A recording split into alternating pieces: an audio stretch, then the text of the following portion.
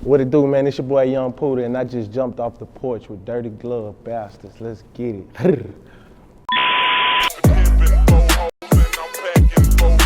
And the trunk pop like, hold up, we forever tipping. All right, so we got Yung Pooda jumping off the porch with us today. Yes, sir. And how you feeling today, bro? I'm blessed, bro. Glad to be here. Yeah, I appreciate you coming by today too, man. I appreciate y'all for having me. Yes. So how's Atlanta been treating you, man? What you been working on since you been Great, out here? man. You know, been in the studio, in the lab, just working on EP, working on my EP, working with a different couple of producers, just creating, you know what I'm saying? Yeah, Yeah. I feel that, man. So how did the vibes here in Atlanta compare to back at home in Houston then? I mean, Houston don't sleep, but Atlanta really don't sleep. Y'all up 24/7, and it's like it never stops. You know what I'm saying? It's like, Houston. We have us a little chill day every now and then. Y'all don't take no breaks out here in the A. Nah, not at all, man. It's like every night there's some different event going on. Every Monday Each club to got Sunday. their own special night and everything. Man, bro, every night from Monday to Sunday is something happening. But you gotta be in the mix. Yeah. Yeah. Is there much of a difference between the clubs here in Atlanta and the clubs in Houston, or is it pretty much the same? It's kind of similar. Yeah. Yeah. All right, so what's going on in Houston these days, man? What's life like out there, man? Well, shit, for me, just grinding, just really focusing on my career, really focusing on my business. You know what I'm saying? I ain't outside unless I have to be, you know what I'm saying? If I'm outside, I'm trying to get some money. For sure. You feel me? If ain't no money, I ain't there, you feel me? So. Yeah, absolutely. Ain't nothing wrong with that, man. So what part of the city are you from? I'm originally from Orange, Texas. You know what I'm saying? I moved to Houston early on, so Houston just kind of like adopted me. Because Orange and Houston, they not too far apart, and that's like the next big city over where opportunity really, you know what I'm saying, you can really get some opportunity. Because where I'm originally from, Orange, ain't no opportunities, too much hating, just a lot of bullshit that was going on, you know what I'm saying? So I moved to Houston and started really putting in some footwork, groundwork, and gaining relationships. So, and they just took me in as one of their own. Yeah, for sure. So what was your childhood like? What were you into as a kid growing up? All type of stuff, music really. Yeah. Music, fashion, music, and just I always try to just get more than what I got, you know what I'm saying? Like, just hungry for more, you know what I'm saying? But growing up for me, just, you got your good times, you got your bad times. But you feel me? My mama always instilled the spirituality in me, so I'm heavy on God. So music, God, spirituality, and just standing on who I am. Yeah. You feel me? Yeah. Absolutely, yeah. So when would you say you jumped off the porch? How old were you?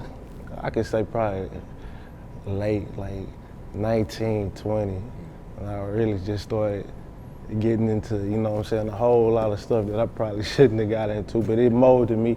And I met a lot of people and created a lot of great business relationships from that, you know what I'm saying? Yeah. So what's been one of the biggest life lessons you had to learn so far? One of the biggest life lessons is just really, man, focusing on what the goal is. Have a goal. You know what I'm saying? Instead of just doing it just to do it. Like, what's the purpose? You feel me? Because I was just doing a lot of shit just to do it, just get money. Okay, I'm just stacking bread. What's the main goal? You know what I'm saying? So that was the biggest life lessons, is the plan. You know what I'm saying? Know what you're working towards. So yeah. Absolutely, man. So you mentioned being in the music for a long time, man. So how old were you, would you say, when you first started either rapping or actually recording? I started rapping at 9, and then I started recording at 11. My pops had a home studio, and he had, people come through and record and get studio time. And then just me being, young, overhearing it and having that love for music, I'm like, shit, I want to get in the booth, you know what I'm saying? So after me telling him that and just being in the booth and just really learning everything around, I just gained even more hunger for it. Yeah. So who'd you grow up listening to? Like, who were some of your favorite artists? A lot of the greats. Wayne, I was listening to a lot of Wayne, a lot of Master P, DJ Screw, a lot of SUC. Man, it's just so many to name. A lot of Outkast. You feel me? I was even on stuff that's not even hip hop. You know what I'm saying? I got a big wide variety of music that I like to listen to, like Sade, Al Green. You feel me? So I'm not just hip hop. It's music in general. Yeah. I got you, man. So at what point would you say you started to take it serious, figure out, all right, I want to do music, man. This is what I'm gonna pursue, right? Man, when I stepped outside myself and looked at myself like, you know, the shit that I got going on now is just like a never-ending process. You feel me? You just doing this, you know what I'm saying? It's never ending. Like I said before, what's the main goal? It's never ending process. So I had told myself, and then I got back into praying too, because I had stopped praying for a minute, and I feel like prayer is, you know, definitely needed. You know what I'm saying? And I was just talking to God, you feel me? And I was like, all right, I'm willing to give this up for this, but I need, you know what I'm saying, some guidance, and feel me? So when I just dedicated everything to this, you feel me, that's when it happened. I just started writing stuff down like, all right, you really need to focus on this. You really need to focus on this. You know what I'm saying? Use all your relationships. You know what I'm saying? Because I just started telling myself like, nigga, how hard do you really want to go? You know what I'm saying? How bad do you really want this? Because a lot of people just say it, but you don't really see a lot of people jumping off the porch and going put in them small little footsteps to get to that. So that's what I did. Yeah, absolutely. Yeah, because it's a grind, man. Man, you really got to put that work in, man. It's not going to come to you because you're like, all right, I'm a rapper. It's not just going to pop up like that. Yeah. Facts. So what do you feel like brings out the best of you and your music right now? Just everyday situations, dope ass producers, you know, vibe, my team, you know, yeah. How would you describe your transition coming into the music industry right now? I would say that I'm evolving and growing. I'm the type of person, I like to learn, and I take heed, you know what I'm saying, to good information, and I install it in that memory bank. So I can say that it's just making me a better businessman. Yeah. I feel that. And what's been one of the biggest sacrifices you had to make for your career so far? One of the biggest sacrifices is, I really don't know, man. Sacrifice is sacrifice to me. You know what I'm saying? Like, I can say like, maybe friends that you thought that, you know what I'm saying, was gonna be there to this part. You know what I'm saying? You gotta separate to elevate. I'll just say that. Yeah. You gotta separate from a lot of people, you feel me? Because sometimes you ain't even going to that next level because of the type of people that you surrounding yourself with, and you don't even realize it. So, you know what I'm saying? Once you be conscious of that and say, all right, nigga, you either gonna be a part of this, what I got going, because I'm really trying to work for something, or we're gonna have to separate. So I can say separation probably. Okay, I got you, man. All right, so how did this song Repeat That come about, man? 'Cause this was like your breakthrough single at first, right? Yeah, shouts out to Cool and Dre, my bros. They had sent me a beat pack with a whole lot of beats in it, and I did everything in the pack, and then it had that track in the, and at first I didn't even really like it. I was like, man, but then I wanted to test, because I ain't never got on no, you know what I'm saying, no track like that, but I just wanted to challenge myself. So when I did it, they was like, yeah, this it. Like, we're gonna start with this. It's too universal, you know what I'm saying? And at the time we was in, people needed some fun, uplifting music. So, yeah. How'd you link in with Cool and Dre at first? My label. Okay. Yeah, they real cool and close to my label. So my label introduced me to them.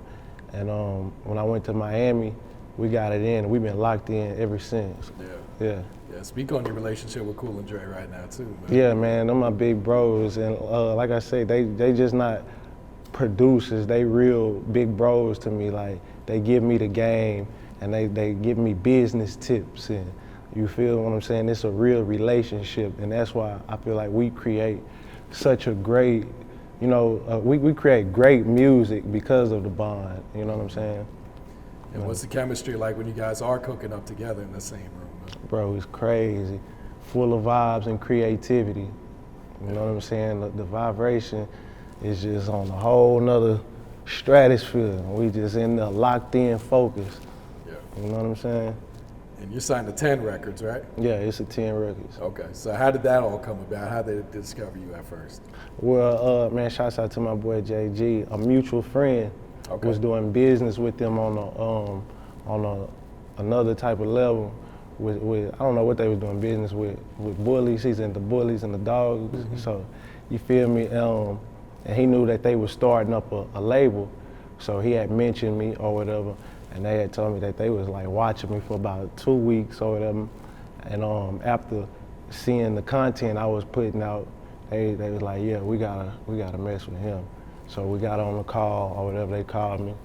And, you know, we chopped it up for a good about 2 weeks.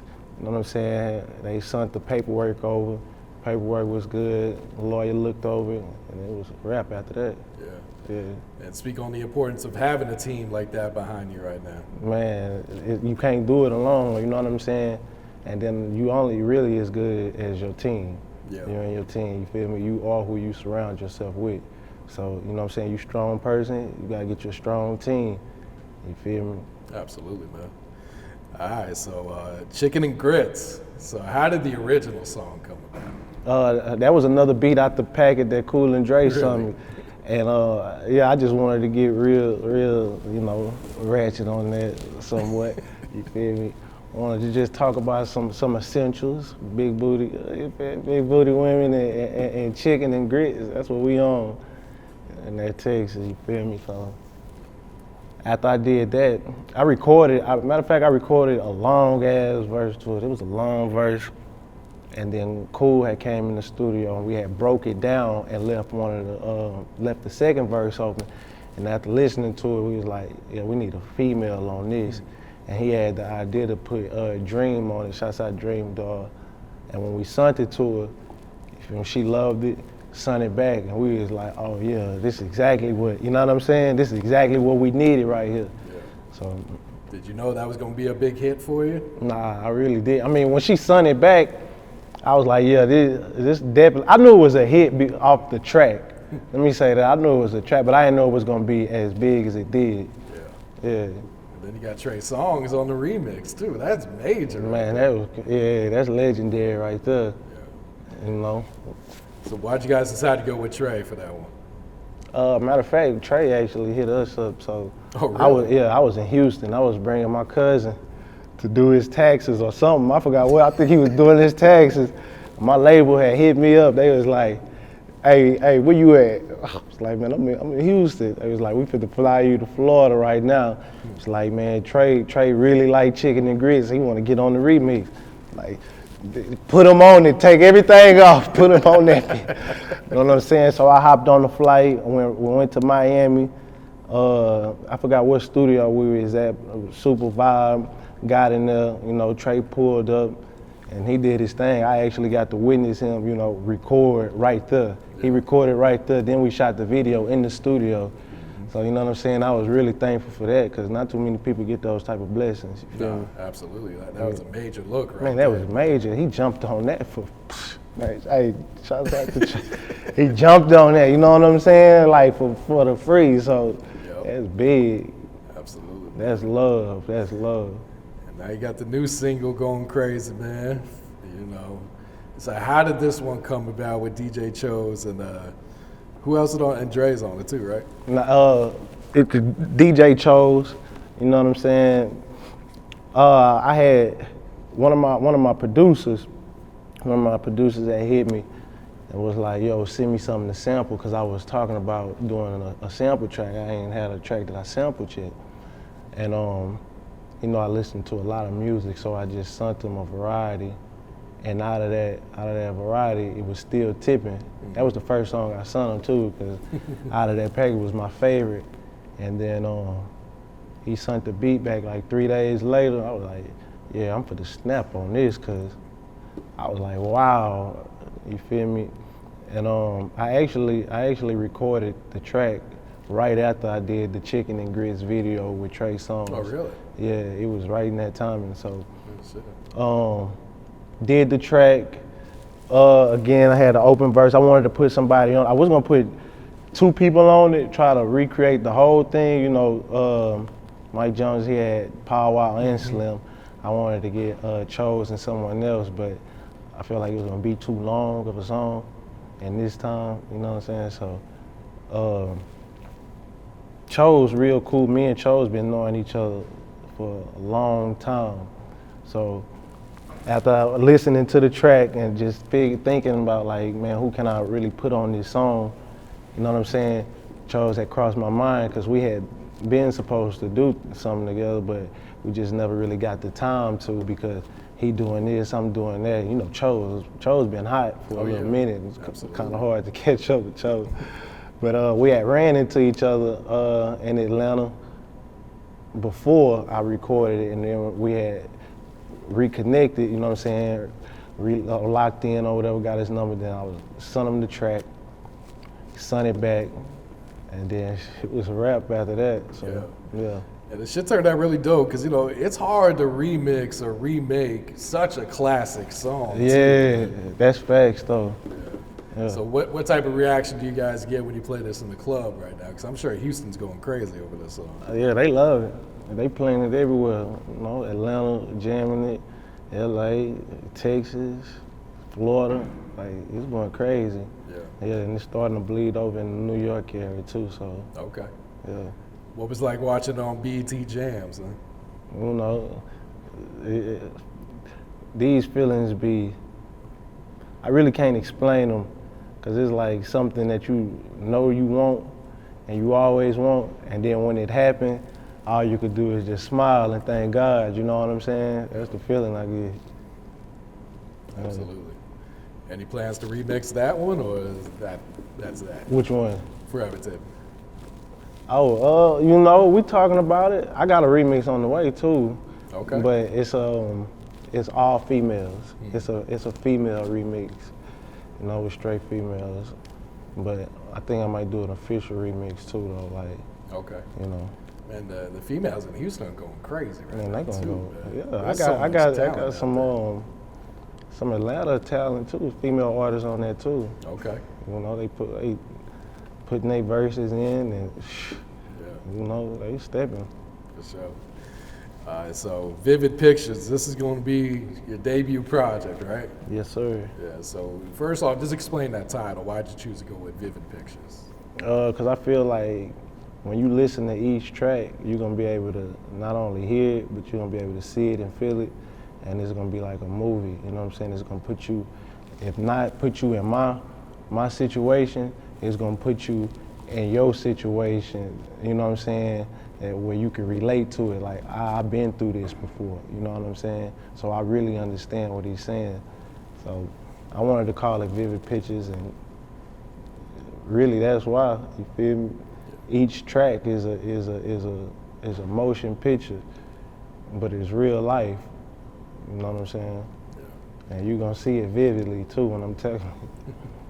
So what type of vibes should we expect on there? Is it gonna be mostly club tracks, or you kind of hit them with all different things? Yeah, I'm hitting with all different angles. I think I kind of pretty much got my club tracks out there now, so I might put out maybe 2 or 3. Not saying that the club track's gonna stop, but you know, kind of want to touch bases on some serious. You feel me? Really show people what I got. So yeah. So we know Cool and Dre gonna be on there. Who's some other producers you've been working with? Bro, oh man, there's so many. Cool and Dre, Cab Curry, DJ Chose, Nitra. Bro, it's a lot of producers. Yeah, a lot of dope producers too. Okay. Can you reveal any of the features you plan to put on you know, I'm trying to keep that a little surprise, but I got new girl group coming out called Vanity Rose, super dope. Okay. Yeah, and I feel like they gonna do some major things. Yeah. So, dropping this year, what you thinking, man? How soon until we get this project? Yes, sir. I'm thinking about this year for sure. Man, it gotta be this year.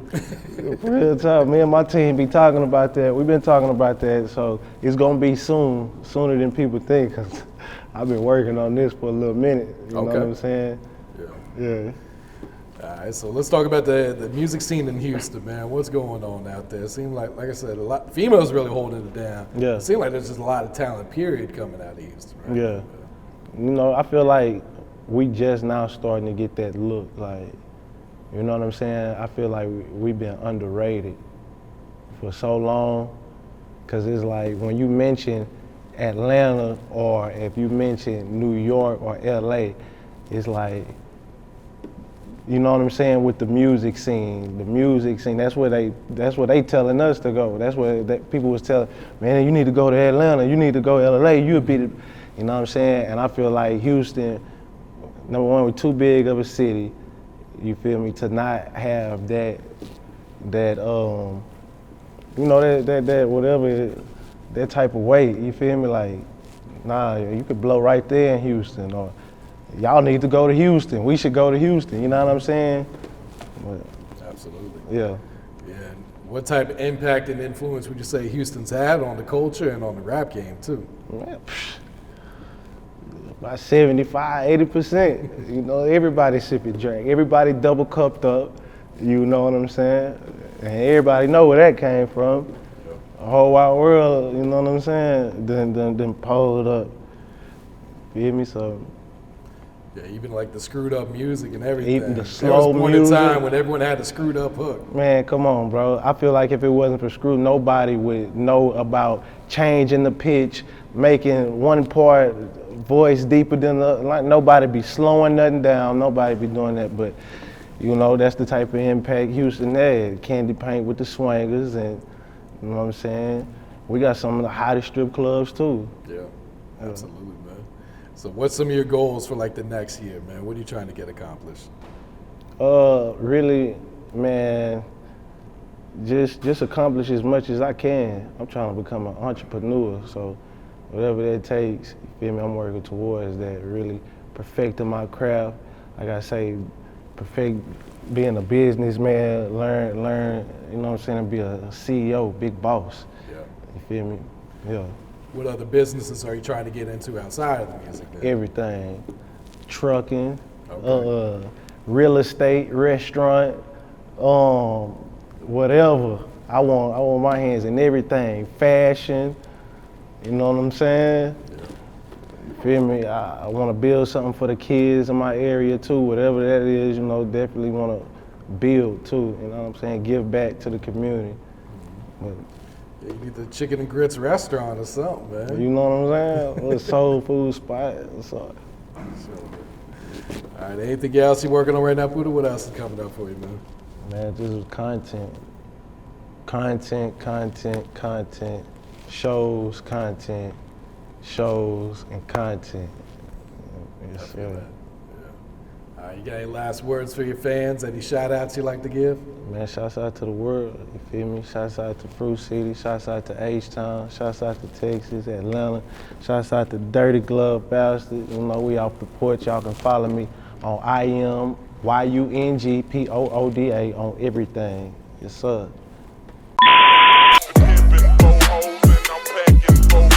Got the trunk pop like, hold up, we forever tipping. We done told them that and we done showed them